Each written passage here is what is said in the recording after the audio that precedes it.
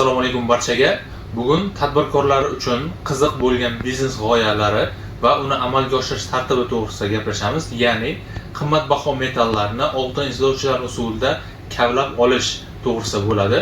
O'zbekiston Respublikasi Prezidentining 40-30-sonli qaroriga muvofiq qimmatbaho metallarni oltin izlovchilar usulida qazib olish tartibi belgilangan. Bu Buxoro, Navoiy, Samarqand viloyatlarida juda ommalashgan, ammo ularning juda katta qismi noqonuniy tartibda faoliyat yuritib kelmoqda.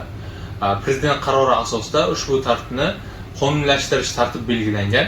Ya'ni siz qimmatbaho metallarni oltin izlovchilar usulida qazib olish uchun yuridik shaxs yoki yakka tartibdagi tadbirkor sifatida faoliyat yuritishingiz talab etiladi va ushbu yuridik shaxs yakka tartibdagi tadbirkorning ta'sischilari faqatgina O'zbekiston Respublikasi fuqarolari bo'lishi belgilangan. Ya'ni chet el fuqarolari bu holatda ta'sischi bo'lgan taqdirda ularga ruxsat etilmaydi. Keyingi navbatda siz yuridik shaxs faoliyatini tashkil etganingizdan so'ng qimmatbaho metallarni oltin izlovchilar usulida qazib olish uchun siz yer qa'ri uchastkalarini elektron auksion orqali 3 yillik muddatga ijaraga beriladi. Mazkur ijara muddatga olishingiz talab etiladi. Siz qimmatbaho metallarni oltin izlovchilar usulida qazib olish uchun sizga maxsus litsenziya talab etiladi. Maxsus litsenziya asosida siz yer qa'ri uchastkalarini 3 yil muddatga ijaraga olasiz. Ushbu muddat davomida siz faoliyat yuritib borasiz.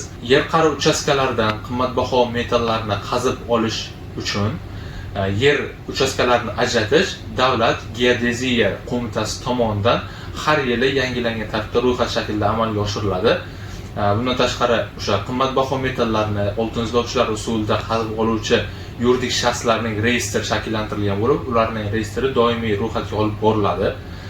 Siz ushbu qimmatbaho metallarni oltin izlovchilar usuli asosida olgan qimmatbaho metallarni realizatsiya qilishda faqatgina tegishli litsenziyaga ega bo'lgan yuridik shaxslarga yoki Olmaliq kon-metallurgiya, Navoiy kon-metallurgiya kombinatiga kelishilgan narxlarda sotish orqali foyda ko'rishingiz mumkin bo'ladi. Bundan tashqari o'sha yer qa'ri uchastkalarini ajratishda 5 gektargacha bo'lgan miqdorda yer uchastkalari ajratiladi va ularni auksion orqali sotib olishda boshlang'ich narxi har bir gektar yer uchun bazaviy hisoblash miqdorining 35 barobar miqdorda belgilanadi. Bu boshlang'ich narx hisoblanadi. Auksion natijalarida bu narx ko'tarilib boraveradi. Bundan tashqari siz ushbu faoliyat bilan shug'ullanish uchun faqatgina tegishli litsenziyalarga ega bo'lishingiz talab etiladi.